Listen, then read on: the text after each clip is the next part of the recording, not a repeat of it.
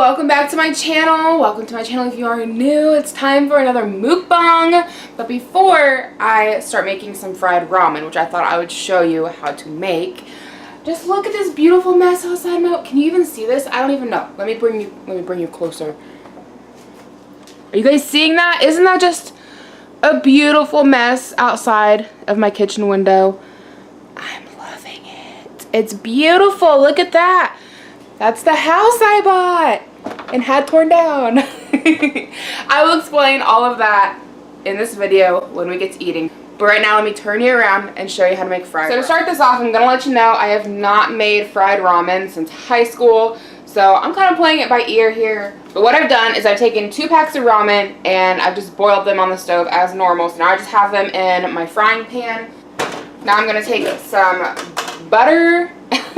And we're just going to put a few blobs in here. Like, this is probably, like, the least healthy thing you could possibly make. Like, ramen's not healthy to begin with, and then we're going to add a shit ton of butter in here. So, just let you know. And then I added some peas, because I had some peas on hand.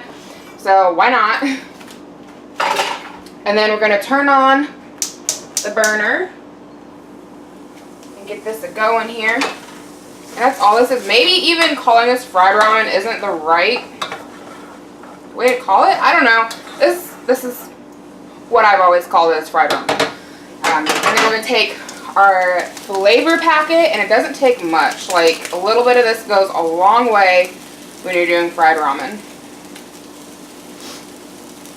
But you're just going to season it to taste. Pmaybe about half a pack, maybe?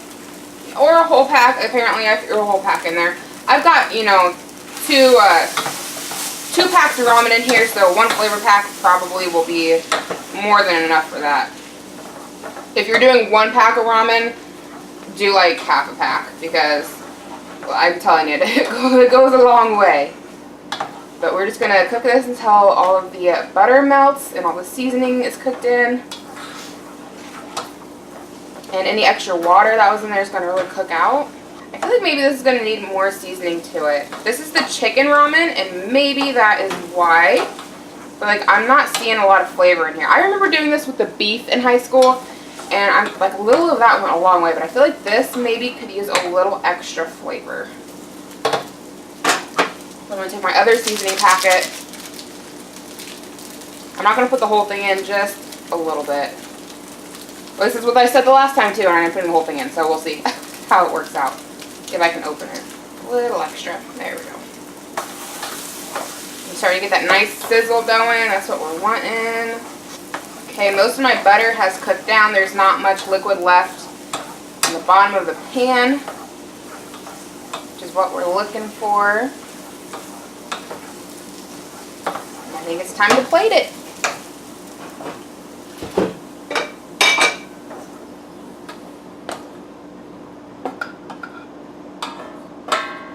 There we go. Yummy ramen. I know it's out of focus. You can't even see it. Okay, guys, it's time to eat some ramen noodles. Yum. This looks so hot. There's so much steam coming off of it.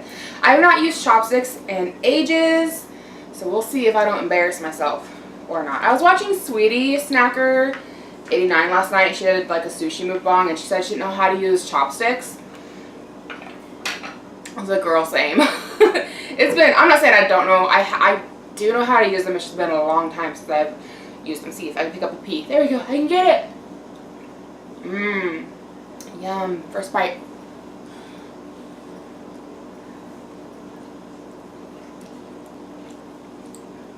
So good. I've not had fried ramen in ages.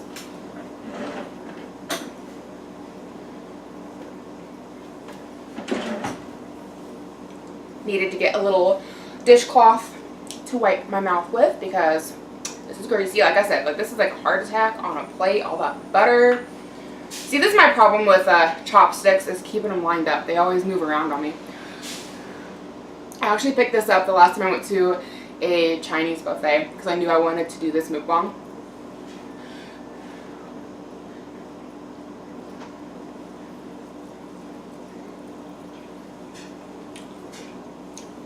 And I just feel like when you do a mukbang with noodles, you've got to use chopsticks. tell you guys real quick the story of how I learned how to use chopsticks. I was probably like, I don't know. I was older than 10 but younger than 15. And my mom and I went to a Chinese buffet. And I was trying so hard to use chopsticks and could not figure it out for the life of me. Like using the instructions on the back of like the chopstick thing. And this Chinese woman who was working there, I'm assuming she was Chinese, I don't know, Asian lady, who was working there, she was like bussing tables and stuff. She like was helping me. She didn't speak a lick of English, and I don't speak any Mandarin. Is that the correct language? I don't know. Anyway, we didn't speak each other's languages, and but she kept coming around trying to help me, like show me how to do it, and like correcting my hand, and then she'd like go do her job, and then she'd come back to see how I was doing with it, and it was so sweet, and like that really touched me. That's something that has stuck with me forever. Like I'm 29 now, and it's just like it's always just been something that stuck with me of like how sweet that lady was, like teaching me how to use chopsticks, and it was just a good memory. Just a good memory. And like I said, like I'm not necessarily proficient in it. I have to readjust my chopsticks all the time.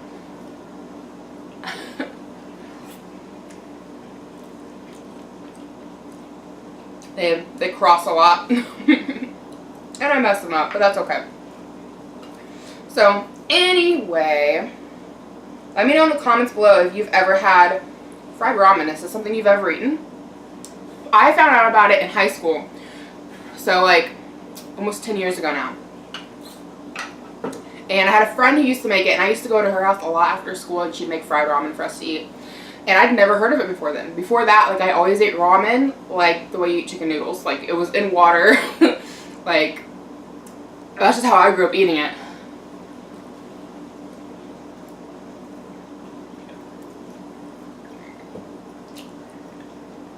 And I remember the first time she made this, I was like, oh my god, that's amazing. And like I ate fried ramen all the time.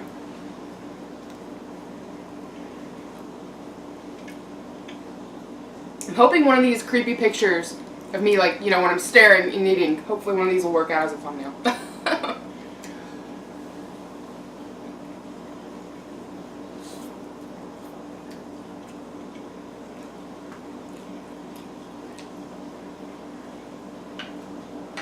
I'm drinking water, in case you're wondering. So, yeah, what has been going on in my life? A lot.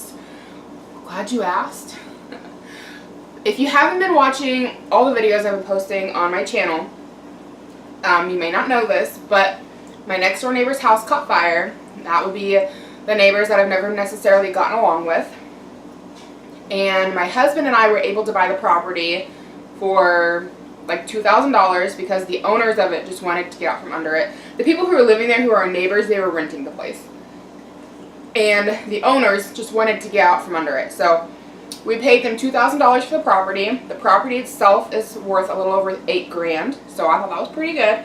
And then it's costing us about $5 grand to have it demolished. So we still come out on top. I think we're like $1,400 on top, if you will.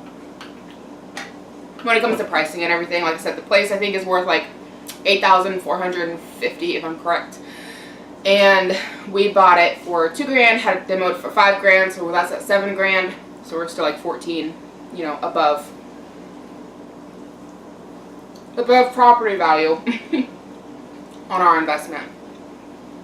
So that, what I just showed you in the beginning of the video, that mess out front, that's the house that we bought. And it is a wreck. Obviously, it's being demoed. We're just waiting for them to come and clean it up now.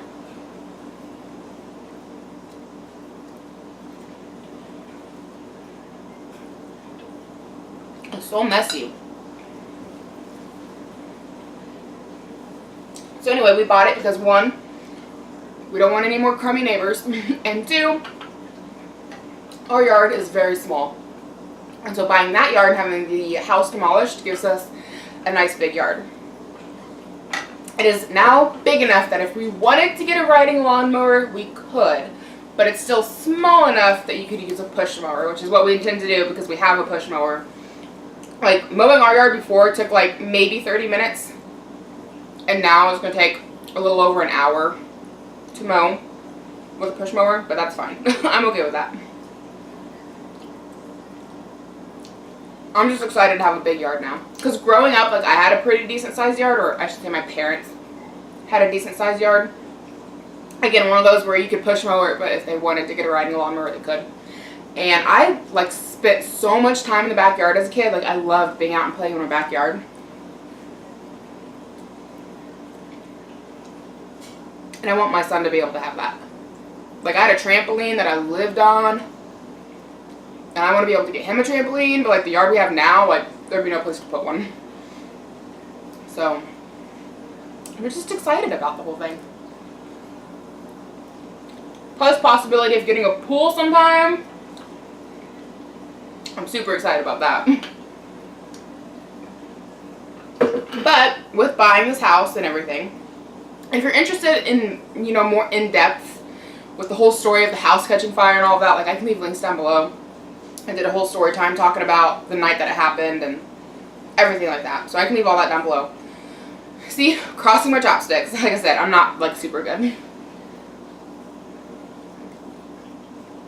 But anyway, what was I saying? Yeah, so with having bought this place, like, I kind of had to go back to work. Like, we could do it without me going back to work. Like, we wouldn't have bought it if it's something we couldn't afford. But it's going to make things tight. So, I'm going back to my old job on the weekends. Just for safety reasons, I'm not going to, you know, announce where it's at or what I'm doing. But I'm going back to my old job. I'm pretty excited. I should start this weekend, hopefully.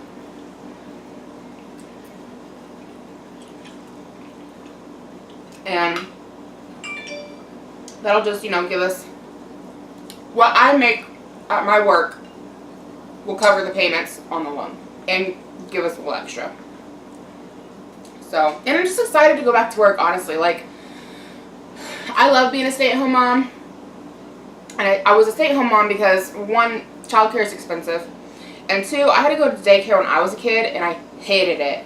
And then I worked daycare for a little while, and I hated it. Like, it's just not someplace I want my kid to be. And I'm not trying to shame anyone who has to put their kid in daycare. Like, I understand a lot of people have to do that and don't have any other option. I get it.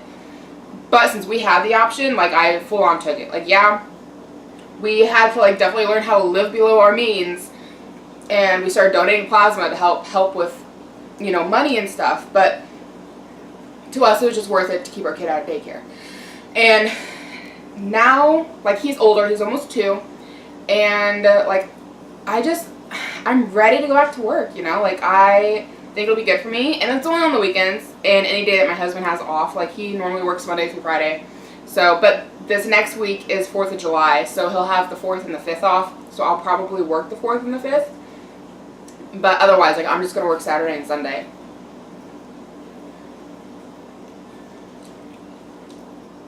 So get me out of the house. Get me out of baby land. Give me a little bit of a break, if you will.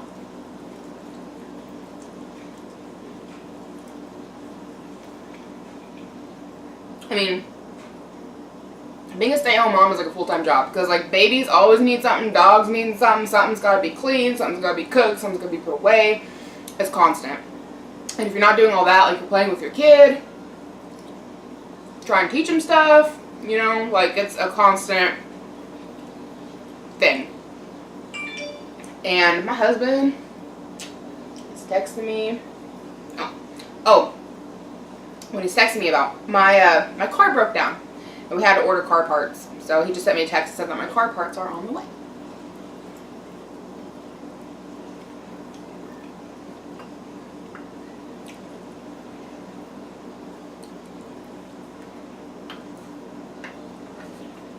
Anyway, our whole goal with me going back to work is to just throw my full paycheck on the loan we took out for this house.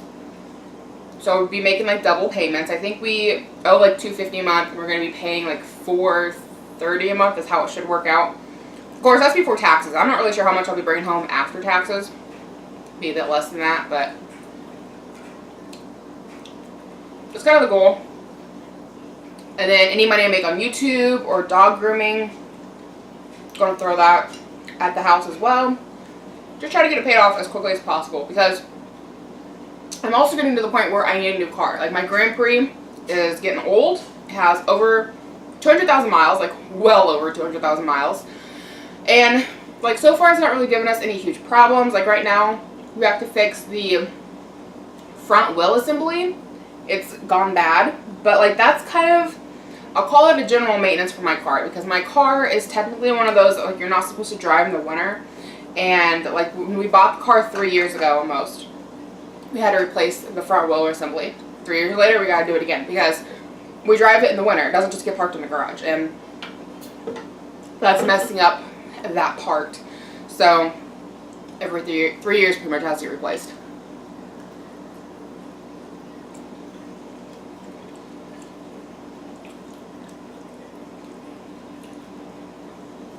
And of course, I'm not a mechanic. I don't know all the ins and outs on it. That's what I've been told. And so we gotta get that replaced. So right now I can't really go anywhere.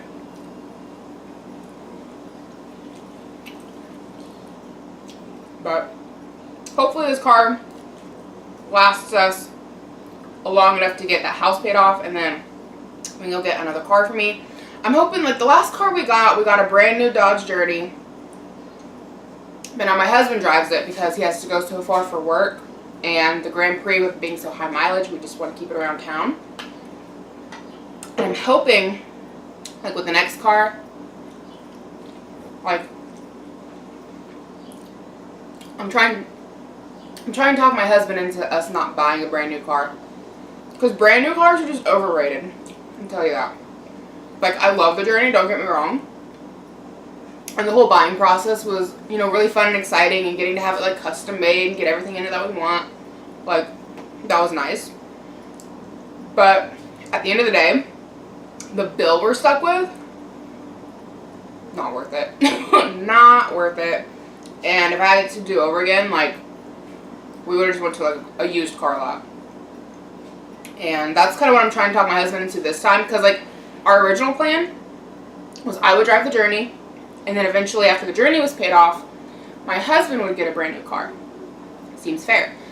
Well, the Journey is going to take us a while to get paid off. Now we have this bill for this other house, and honestly, like, I told him, I was like, you know, if you want to keep driving the Journey because it's new, we bought it in 2016, but we bought it new. I was like, that's fine. Like, I can get something else, like, kind of leaning towards a minivan, though I wouldn't be against a pickup truck that has an extended cab. Just saying, but those are expensive. But, like, I'm wanting to find something that's around 10 grand. That's kind of my ideal price. And I don't know. I think my husband still wants a brand new car for himself. And again, I can't blame him, but I don't know. We'll see how it all pans out.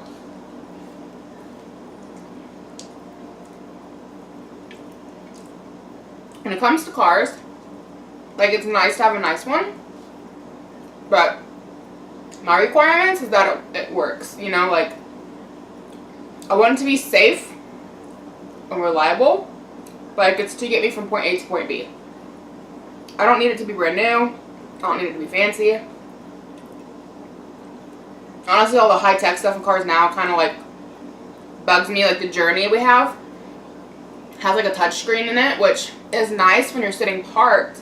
But if you, like, change the radio station when you're driving, like, it's a pain because you have to look at it to change it. And when you have, like, a regular radio station that has buttons and knobs, like, you can do that without looking because you can feel it and know where it's at. And I don't know. I feel like I'm not made for the high-tech world. Like, I'm just not interested in it, you know?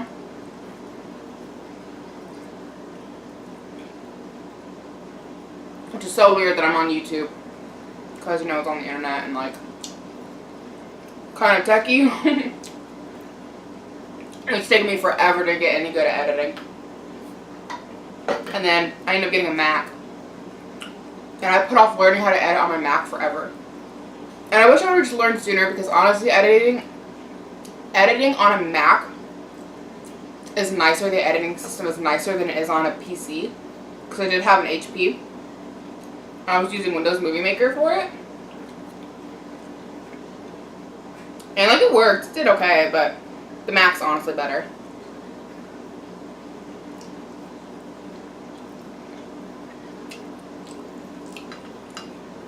So anyway, rounding back to Sweetie Snacker 89. I'll leave a link to her channel down below. I like watching her, but I was watching her video today.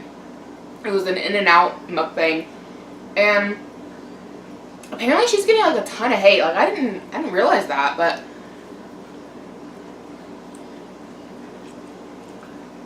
I also don't hang out in people's comments, so it's not really something that I would have personally noticed. But yeah, I was kind of surprised. And like she's taking a break from YouTube because of it, and I kind of feel bad for her. Like thankfully, I don't get much hate on my channel, but anytime I do get hate comments, I just delete them because honestly, they're not worth my time. I'm not going to reply to people who are being snotty and hateful because it's not worth my time. And then I don't want, like, my subscribers and viewers who want to watch me, like, I don't want them getting into a fight in the comments defending me because it's not worth their time and energy. Because trust me, when you get into an internet fight, like, you do end up investing quite a bit of energy because you start, like, feeling it, you know? At least I do. And so, like, sometimes I get a hate comment and, like, it might sit with me for a day or so. It might kind of hurt me for a day or so, then I get over it. And as soon as they come in, I just delete them out. I'm like, whatever. You're not worth my time. You're not worth anybody's time. And I think that's what she should do. I could be wrong, but I don't think that she's just deleting them. I feel like she's probably in there talking to them. I could be wrong. But that's kind of how it seems. And, like, I've had a lot of people, like, not necessarily to me, but, like, I've seen a lot of people talk about, like, I don't know how to handle hate comments. I was like, just delete it. Like, you don't have to respond. You don't. Like, thanks for the view. You gave me money in my pocket. I'm deleting your comment. You know, like, have a nice life. I look at it this way. You know, when you give one person, can you hear my son? He's eating his lunch in there. I think he's throwing his sippy cup. I think he's playing with it on his tray, his lunch tray. But if you let one person put a really crappy comment down on your channel and you leave it there, it just like opens up the floodgates for anyone else who has a negative comment and doesn't necessarily have the guts to say it themselves. If they see somebody else made a comment, like they'll jump on the bandwagon, and then you'll have like a shit ton of hate comments in your comments. Like, it's not worth it. Just like delete the one out, and then everyone else who isn't brave enough to say anything will just keep their mouth shut.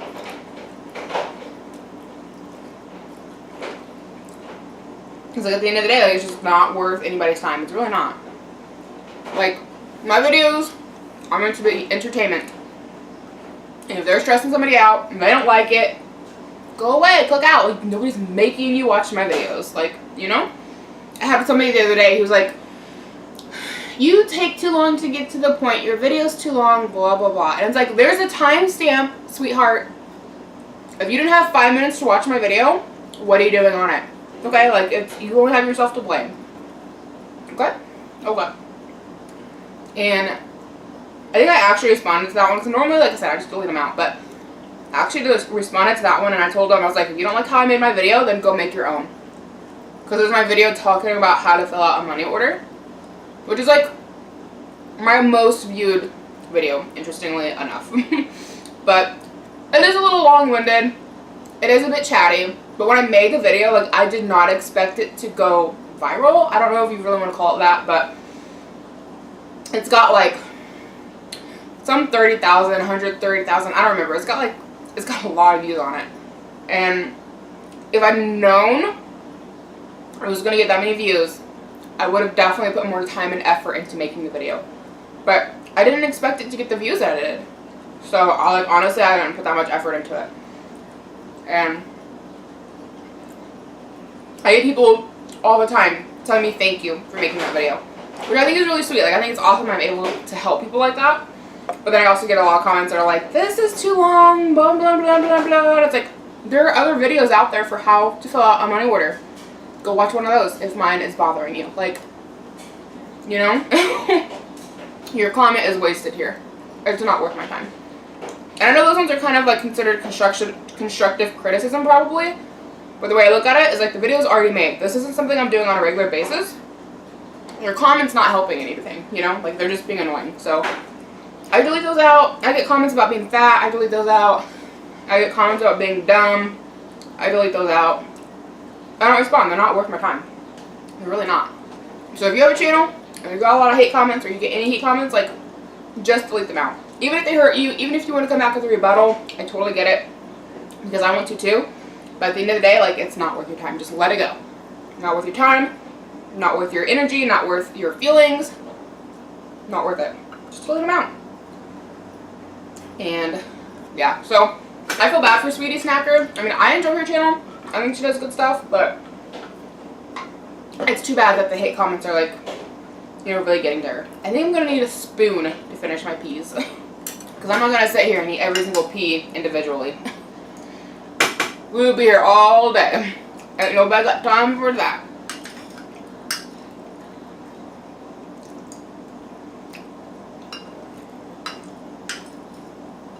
So yeah, that's just kind of like what's been going on with my life. You see all that greasy butter left in the bottom? So good though.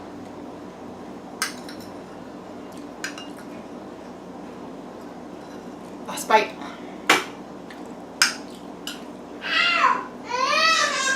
Well, that is it for me. I'm being paged. My son is ready for nap time. I'm gonna guess the cries that he finally dropped his sippy cup off of his high chair. So I'm gonna go take care of him, put him down for nap time. Thank you so much for watching. Make sure you hit the subscribe button down below, and I'll see you in my next video. Bye.